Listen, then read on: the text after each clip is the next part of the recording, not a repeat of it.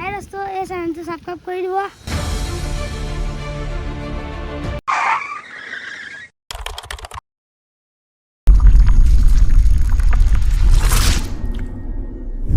Recently Amazonৰ পৰা মই এটা DJI OM 4 SE নামৰ এটা gimbal অৰ্ডাৰ কৰিছিলো আৰু আহক আজি এই gimbalটো আনবক্স কৰো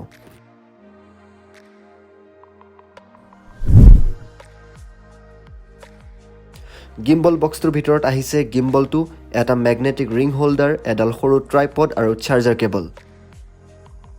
গিম্বলটোৰ বিল্ড কোৱালিটিটো সঁচাকৈ বৰ ধুনীয়া আৰু ইয়াক ব্যৱহাৰ কৰিবলৈ পোনপ্ৰথমে ঠিক এনে ধৰণে ইয়াক আনফোল্ড কৰিব লাগে আনফোল্ড কৰাৰ পিছত ইয়াৰ লগত যেটো ম্যাগনেটিক ৰিং আহিছে এই ম্যাগনেটিক ৰিং হোল্ডাৰটো আপোনাৰ ফোনটোৰ লগত ঠিক মই দেখুৱাৰ ধৰণে এটাচ কৰি ল'ব লাগে সৰি ইয়াক এটাচ কৰাটো ভুল হৈ গৈছিল উল্টা হৈছিল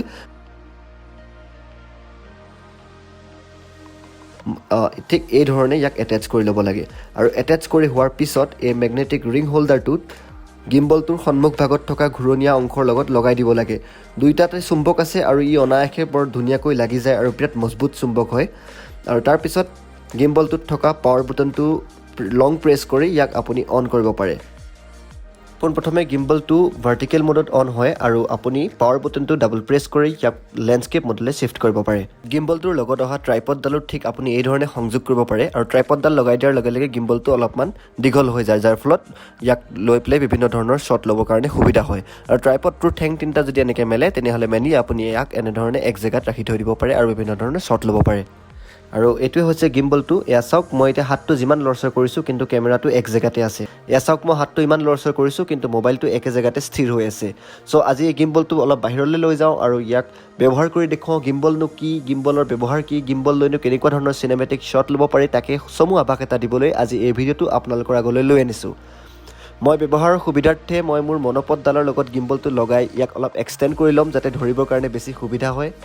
এটো হৈছে মোৰ মনোপড এই মনোপডৰ আগ অংশত থকা কেমেৰা হোল্ডাৰটো মই পোনপ্ৰথমে খুলি গিম্বলটোৰ লগত এনে ধৰণে লগাই ললো আৰু তাৰ পিছত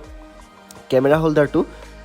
লগত মই মনোপডডাল সংযোগ কৰি দিলো এতিয়া চাওক মোৰ গিম্বলডাল কিমান দীঘল হৈ গ'ল যথেষ্ট এক্সটেন্ড হৈ গ'ল এতিয়া ইয়াক মই অনায়াসে ধৰি বিভিন্ন ধৰণে ব্যৱহাৰ কৰিব পাৰিম সো আহক এতিয়া গিম্বল দি বিভিন্ন ধৰণৰ শ্বট ল'বলৈ ট্ৰাই কৰোঁ সো চিনেমেটিক শ্বট কেটা ল'বৰ কাৰণে মোক কেইটামান সাবজেক্ট লাগিল সেই সাবজেক্টটোৰ কাৰণে মই গাড়ীখন এজা সাবজেক্ট হিচাপে ইউজ কৰিম আৰু এজ এ পাৰ্সন বা মডেল নিচিনাকৈ মই ব্যৱহাৰ কৰিম আজি সুনিতক কিছুমান চিনেমেটিক ল'ম আৰু লগতে কমল আছে মোৰ স্কুলৰ ফ্ৰেণ্ড কমল ইয়াৰো নতুনকৈ বাইক এখন লৈছে সেই বাইকখনৰ সৈতে কিছুমান চিনেমেটিক শ্বট লৈ দেখুৱাম সো বলক আৰম্ভ কৰোঁ Shot number 1.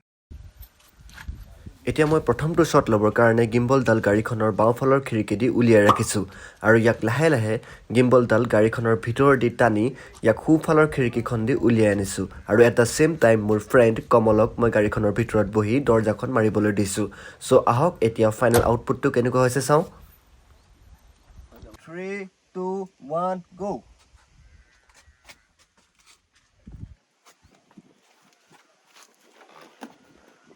Shot number 2. দ্বিতীয়টো শ্বটত মই গাড়ীখনৰ চাৰিওকাষে গিম্বলটো লৈ বৃত্তাকাৰ পথত ঘূৰিছোঁ আৰু বিশেষ ধৰণে আঁঠু দুটা কুচাই খোজ কাঢ়িছোঁ যাতে হাত দুখন ষ্টেডি হৈ থাকে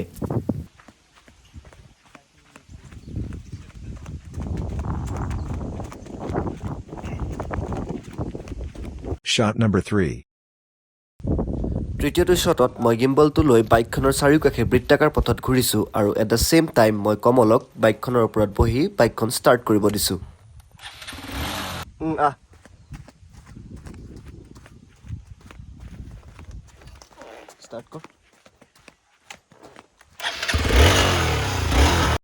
Shot number 4. 4 নম্বৰ শ্বটটোত মই মোৰ গিম্বলডাল সম্পূৰ্ণৰূপে এক্সটেন্ড কৰি ওপৰলৈকে দাঙি দিছোঁ আৰু সন্মুখত সুনিতক ৰাস্তাটোদি খোজ কাঢ়িবলৈ দিছোঁ আৰু মই যিমান পাৰোঁ ভৰি দুটা কুচাই ষ্টেডি ৰূপে খোজ কাঢ়িবলৈ চেষ্টা কৰিছোঁ যাৰ ফলত ফাইনেল আউটপুটটো আপোনালোকে এতিয়া দেখাৰ দৰে হৈছে এই শ্বটটোক আমি ফেক ড্ৰোন শ্বট বুলি ক'ব পাৰোঁ যিহেতু শ্বটটো দেখিবলৈ এটা ড্ৰোনেদি লোৱা শ্বটৰ নিচিনা হৈছে ঠিক এনেধৰণে বিভিন্ন ধৰণৰ ক্ৰিয়েটিভ শ্বট ল'বলৈ ট্ৰাই কৰি গোটেই শ্বটখিনি একত্ৰিত কৰি মই মোৰ video' editing software Adobe Premiere প্ৰ'ত গোটেই ভিডিঅ'খিনি ভালদৰে ক্লিপিং কৰি কাটি মেলি অলপমান মিলাই তাৰ লগত অলপমান চিনেমেটিক মিউজিক এড কৰি এটা ফাইনেল ভিডিঅ' আপোনালোকৰ আগত প্ৰেজেণ্ট কৰিছোঁ ভিডিঅ'টো চাওক কেনে হৈছে জনাওক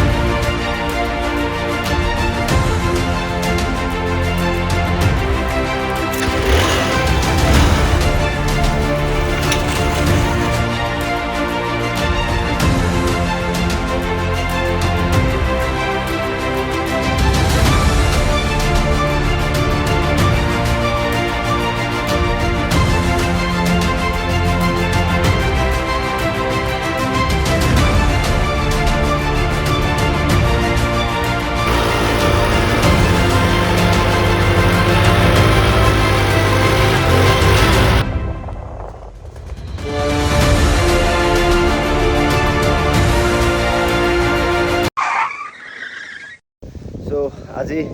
গিম্বলডাল টেষ্ট কৰিলোঁ মনোপডৰ লগত এনেকৈ দীঘলকৈ লগাই যিমান পাৰোঁ ক্ৰিয়েটিভ শ্বট ল'বলৈ ট্ৰাই কৰিলোঁ একচুৱেলি গিম্বলডাল হৈছে এটা ৱেপন নিচিনা আপুনি ইয়াৰ লগত খেলি থাকিব পাৰে বিভিন্ন ধৰণৰ আইডিয়া ক্ৰিয়েট কৰি ক্ৰিয়েটিভভাৱে বিভিন্ন ধৰণৰ শ্বট এক্সপেৰিমেণ্ট কৰিব পাৰে চ' এইবিলাক কৰি থকা যাব কিন্তু গিম্বলডালটো কি হয় কেনেকৈনো ইয়াৰ ব্যৱহাৰ কৰে তাৰে থুলমূল আভাস এটা দিবলৈ ভিডিঅ'টো বনালোঁ আৰু এই গিম্বলডাল দি শ্বুট কৰি থকা ভিডিঅ' নেক্সট ব্লগবিলাকত আপোনালোকে লাহে লাহে দেখা পাই থাকিব যদিহে ভিডিঅ'টো ভাল পালে চাই তেনেহ'লে চেনেলটো ছাবস্ক্ৰাইব কৰি দিব পুনৰ এটা নতুন ইণ্টাৰেষ্টিং ব্লগত লগ পোৱাৰ আশাৰে আজিলৈ আহিছোঁ ধন্যবাদ